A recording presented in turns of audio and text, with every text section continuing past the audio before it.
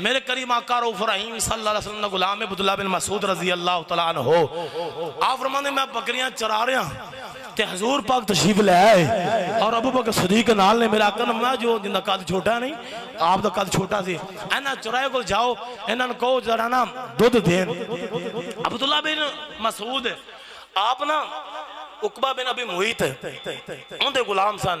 आपने कहा अबू बकर सदीक मैं उन्होंने तो नहीं जानता तेनू मैं जानना मेरिया बकरियां नहीं मैं मालिक नहीं मैं गुलाम हाँ नौकर हाँ मैं अमानत के अंदर खयानत नहीं करनी मैं इजाजत नहीं दे सकता।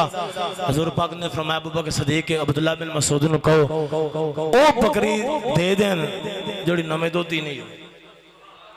अल्लाह साढ़े नबी नूं शाना बहुत देती है साढ़े नबी नूं अल्लाह ने मुकाम बहुत देता।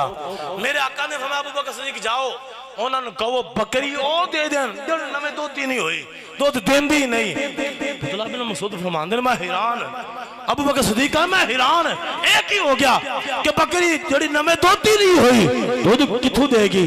लेकिन उन्हें वधू वादा चेहरा तक्या ना आडा सोना चेहरा है ते मैं वेखा तो सही हुंदा की है। अब्दुल्लाह बिन मसूद फरमांदे ने कि मैं निक्की जी बकरी हजूर दी बारगाह में पेश की युद्दुल्लाह वाले हाथ लगे ना वो बकरी दुध देना शुरू कर दे।